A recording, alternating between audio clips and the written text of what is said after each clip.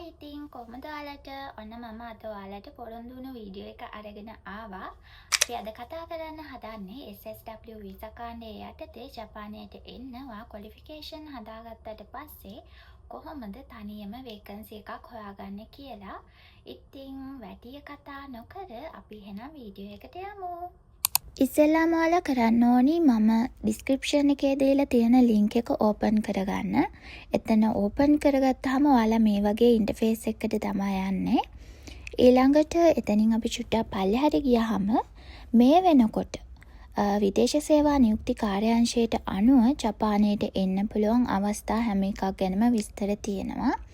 ඒ අනුව TITP programme එක, එතකොට SSW ප්‍රෝග්‍රෑම් එක, ඊටත් අමතරව ESI ප්‍රෝග්‍රෑම් එක ගැනත් විස්තර ගොඩාරියක් තියෙනවා.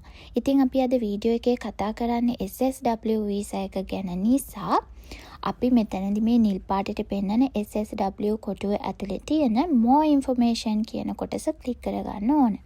ඒක ඕපන් වුණාම මෙන්න මේ වගේ එකට තමයි අපි එකයි යන්නේ. එතනදී අපිට පුළුවන් SSW කියන්නේ මොකක්ද? එතකොට මම වීඩියෝ එකක් ඔයාලට අරන් ආවා. ඒකට ඕනි කරන සුදුසුකම් මොනවාද? වාසි අවාසි වගේ දේවල්. ඉතින් ඒ වගේ විස්තර මෙතනදිත් ඔයාලට බලා ගන්න පුළුවන්. ඊට අමතරව මේ වෙනකොට ලංකාවට ඕපන් වෙලා තියෙන කැටගරි ගැනත් මෙතනදී පෙන්නනවා. ඒ යටතේ nursing care, agriculture and livestock, එතකොට airport ground handling, ඊටත් අමතරව accommodation industry එක, building cleaning and management, construction industry එක, transportation, automobile and repair, ඔය ශේෂ්ත්‍ර 8ම මේ වෙනකොටත් ඕපන් වෙලා තියෙන්නේ. ඉතින් මම මේ ගැනත් ඔයාලට වීඩියෝ එකක් අරගෙන ආවා. ඊට අමතරව දැන් අපි කරන්න යන වැඩේ තමයි ඔයා ක්වොලිෆිකේෂන් හදාගත්තට පස්සේ ඒ ශේෂ්ත්‍රයේ අපි වේකන්සි එකක් කොහොමද හොයාගන්නේ කියලා. මෙතනදී ඔයාලට ඕනි කරන කැටගරි එක ඕපන් කරගන්න තමා තියෙන්නේ. එතන ගියහම මේ වෙනකොට විදේශ සේවා නියුක්ති කාර්යාංශයේ ලියාපදිංචි වෙලා තියෙන ඒජන්සි වගේම එයාලගේ contact number, ඒ වගේ ගොඩක් විස්තර දැනගන්න පුළුවන්. ඒ වගේම ඒ ඒජන්සි වල තියෙන vacancies ගැනත් විස්තර තියෙනවා. ඉතින් මේ තියෙන්නේ මම ආව ඒජන්සි එක Samurai Global Private Limited agency එක. හරිම විශ්වාසවන්ත තැනක්. මොකද මගේ වැඩේ නම් මට ඕනි විදිහට මෙයාලා කරලා දුන්නා. ඉතින් මෙතනදී ඔයාලට අදාළ වේකන්සි එකේ වැඩි විස්තර බලා ගන්න නම් required qualification and terms and condition කියන කොටස ක්ලික් කරගන්න.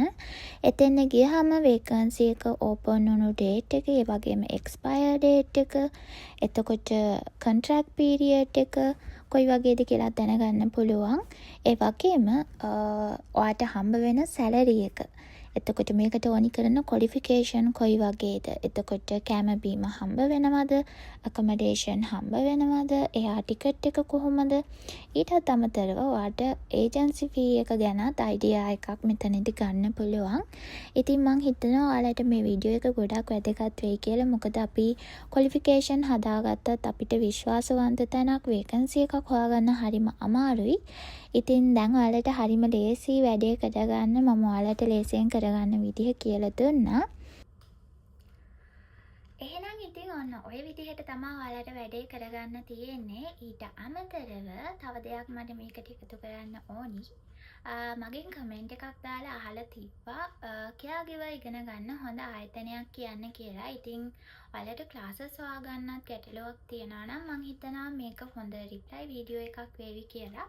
මොකද මම ඔයාලට පෙන්නවා විදේශ සේවා නියුක්ති කාර්යාංශයේ ලියාපදිංචි වෙලා තියෙන ඒජන්සිස්. ඉතින් ඒ ඒජන්සි වලිනුත් සමහර ඒජන්සි තියෙනවා එයාලා ක්ලාසස් කරනවා. ඉතින් එයාලා හොඳ සෙන්සලා සම්බන්ධ කරගෙන තමයි ක්ලාසස් කරන්නේ. ඉතින් ඔයාලට පුළුවන් ඒ contact numbers එහෙමත් තියෙන නිසා ඒවා ගැන චුට්ටක් හොයලා එයාලට කතා කරලා ඒ ක්ලාස් වලට join වෙන්න. එහෙනම් ඉතින් අදට මගේ මේ වීඩියෝ එක මෙතනින් ඉවර කරන්න තමා හදන්නේ. වීඩියෝ එක හොඳයි නම් තව කෙනෙකුට බලන්න, ෂෙයා කරන්නත් අමතක කරන්න එපා. ඒ වගේම ලස්සන වැදගත් අලුත් වීඩියෝ බලන්න channel එක subscribe කරලා තියාගන්නත් අමතක කරන්න එපා. එහෙනම් මම මෙතනින් මේ වීඩියෝ එක ඉවර කරනවා. bye bye.